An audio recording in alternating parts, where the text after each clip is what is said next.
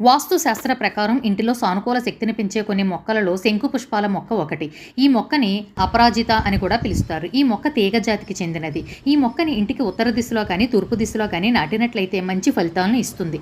ఇంటికి ఈశాన్యంలో లక్ష్మీదేవి, వినాయకుడు, కుబేరుడు ఉంటారంటారు. అందువల్ల ఈశాన్యంలో ఈ మొక్కను నాటినట్లయితే సంపద పెరగడంతో పాటు అన్ని పనులలోనూ కూడా విజయం సిద్ధిస్తుంది. ఈ శంకు పుష్పాలలో తెలుపు, నీలం రంగులు ఉంటూ ఉంటాయి. వీటిలో నీలం రంగు పుష్పాల మొక్కను ఇంటిలో నాటినట్లయితే మేలు జరుగుతుంది. ఈ నీలిరంగు శంకు పుష్పాలు గణపతికి, సుబ్రహ్మణ్యేశ్వర స్వామి వారికి, అమ్మవారికి, శనీశ్వరునికి అత్యంత ప్రీతి అయినవి. వీటితో గణపతిని కనుక ఆరాధించినట్లయితే విఘ్నాలు తొలగి కార్యజయం సిద్ధిస్తుంది. Please like, share, subscribe my channel.